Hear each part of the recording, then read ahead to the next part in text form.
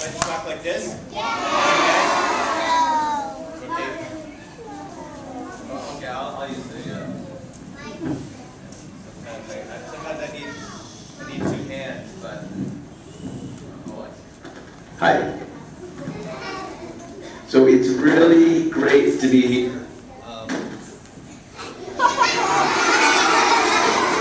Oh, there it is. Okay, I'm good. I'm good. Okay, it's a little shaky. Can we put it in the stand and just put the stand down? There's the,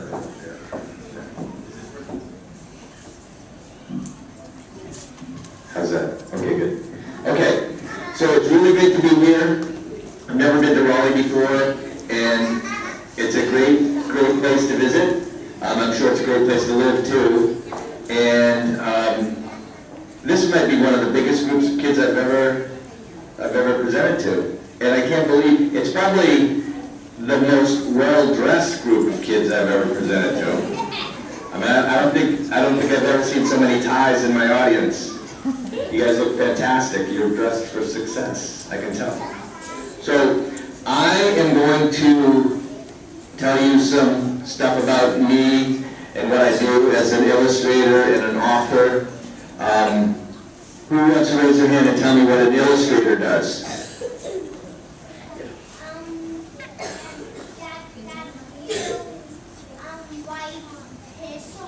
Right, I make the pictures, exactly, good job. And the author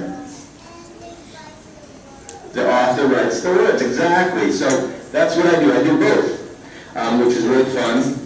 And I've been making books for a long time. This actually is a picture of the first book that I made when I was about 7 or 8, maybe. It's called The Lion and the Mouse. And it's not the same Lion and the Mouse story that you guys may have heard before, or you may know. But this one, I wrote a story about a lion and a mouse, and I illustrated it. And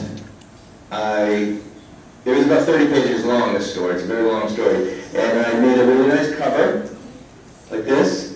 And then I stapled it together, and I gave it to my parents as a present. And they really liked it, and I was so proud of this book that I think that might be one of the reasons why I make books today, because I really loved making this book so much.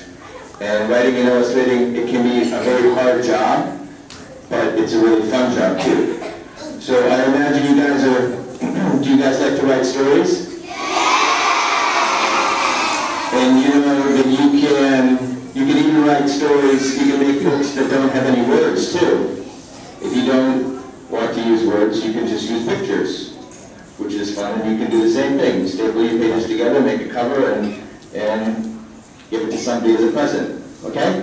Well, I like to start off my presentations with a couple jokes from this knock knock joke book that I made about 12 years ago, and you guys are going to help me out. So there's nothing better than a couple knock knock jokes, right? Right. So here's one. Knock knock. Who's there? Ken. Can you hear me? And there's a little mouse, and she says, "Of course I can, I'm right here." Say knock knock. Who's there? Anita. Anita back. Okay, one more. Knock knock. Luke. Look out below!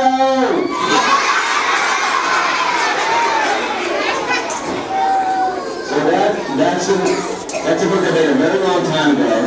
Before I started making the Duck and Goose books. You guys know the Duck and Goose books?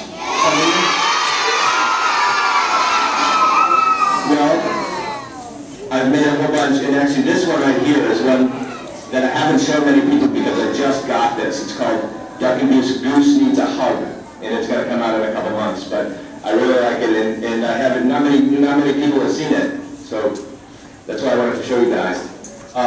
This is a Duck and Goose book called Duck and Goose, How Are You Feeling? It's a very simple book about emotions, and in this book there's one word on each page, and in this case the word is hopeful. Duck and Goose are standing over a little sprout that they found, and they're hopeful that that sprout is going to turn into a big flower or a tree. And so that's what this book is about. It's about how Duck and Goose are feeling. And what I've done is taken some pictures from that book, and can I use this one too? So this is a page from the book, and I've taken the word off, so you can't read how they're feeling. You have to look at the picture and see how they're feeling. So how are they feeling in this picture? Scared. How about this one? Mad. Yeah, they're angry. You can sort of tell because you can't see it in the back, but their eyebrows are tilted and they look angry. How about this one?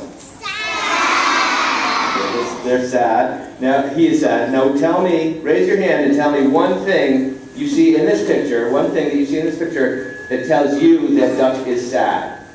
Yeah, all the way in the back. Yeah. The clouds? Yeah, the clouds are gloomy. They're not happy clouds at all, right? Yeah?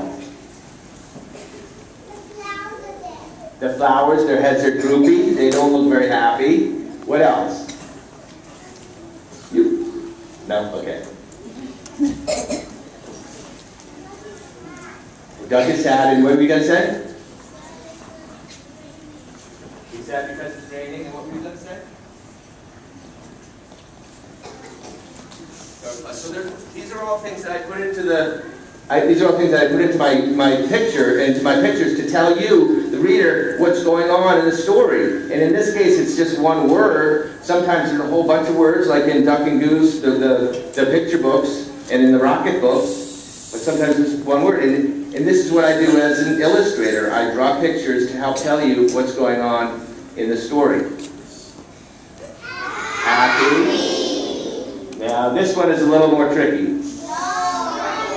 This is a snail, and snails are very, very slow, and Duck is being very... Did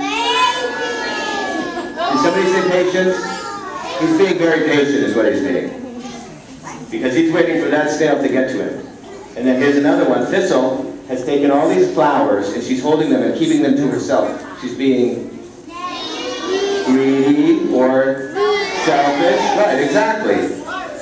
Exactly. So that's what I do as an illustrator. Draw pictures to go with the story. Now, before I read my book, Rocket Writes a Story, I wanted to show you a picture or two of my dog, Rocket, who is obviously very cute. He's a very sweet guy. This is when he was 9 weeks old.